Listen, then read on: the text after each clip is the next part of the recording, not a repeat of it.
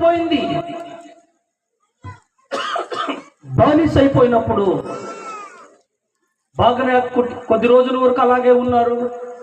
ఒకరోజు ఆ ఇంటి యజమానురాలు బానిసైపోయి ఏం ఆలోచన చేసిందో తెలుసా? రాత్రి 12 గంటల సమయంలో ఆ ప్రేమించుకున్న ప్రియుడు ఈమె కలిసి ప్లాన్ వేసుకొని ఆ ఇంటి యజమానుని రాత్రికి రాత్రే 1 గంట సమయంలో చంపి మూటగట్టి గోను సంచిలో కేసీ కెనాల్లో పడేసి వచ్చారు ఇద్దరు. చూడండి ఎంత దారుణం. కెనాల్లో పడేశారు. పడేసిన 3 రోజులైంది. 3 రోజులైనాక అదే ఊరి ప్రజలు చేపలు పట్టడానికి వెళ్ళిపోయారు. చేపలు పట్టడానికి వెళ్ళిపోయినప్పుడు ఆ యొక్క డెడ్ బాడీ ఆ బ్రిడ్జికి తట్టుకొని ఉంది.